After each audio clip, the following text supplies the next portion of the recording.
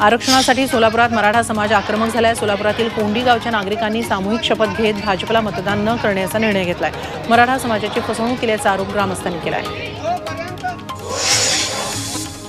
सरकारी बँक कर्मचाऱ्यांच्या पगारवाढीची मागणी पूर्ण होण्याची शक्यता आहे। अर्थ मंत्रालयाकडून याविषयीचे निर्देश दिले जाणार असल्याची माहिती सूत्रांनी दिली। लवकरच बँक कर्मचाऱ्यांच्या पगारवाढीचा प्रश्न निकाली लागू शकतो। तसंच बँक कर्मचाऱ्यांच्या 5 दिवसांच्या आठवड्याची मागणीही विचाराधीन असल्याची माहिती सूत्रांनी दिली आहे। कल्याण तळोजा मेट्रो 12च्या प्रकल्पाचं मुख्यमंत्री एकनाथ शिंदेंच्या हस्ते आज भूमिपूजन होत आहे। 20 किलोमीटरच्या या मार्गावर 19 स्टेशन्स असणार आहेत। ऑक्टोबर 2025 पर्यंत हा प्रकल्प पूर्ण होणार आहे। मुंबईतल्या अंधेरी येथील पूर्व पश्चिमेला जोडणारा गोपाळकृष्ण गोखले पुलाची एक मार्गिका वाहतुकीसाठी खुली करण्यात आली। याच पुलाला जोडणारा बर्फीवाला पूल तांत्रिक चुकीमुळे रखडलाय। यामुळे मुंबईकरांना वाहतूक कोंडीचा सामना करावा लागतो।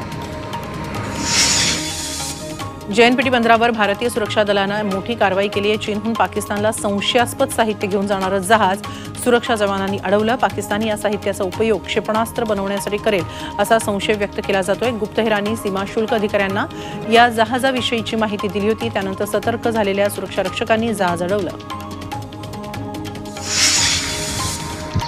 वाशिमच्या मानोरामध्ये 26 फेब्रुवारीपासून पाणीपुरवठा खंडित करण्यात आलाय। नगरपंचायतीकडे जीवन प्राधिकरणाची सुमारे 54 लाखांची पाणीपट्टी थकीत असल्यानं पाणीपुरवठा खंडित करण्यात आला। तर शहरात 7 दिवसांपासून पाणी नसल्यानं नागरिकांचे प्रचंड हाल होत आहेत। त्यामुळे तातडीनं पाणीपुरवठा सुरळीत करण्याची मागणी नागरिकांनी केली आहे।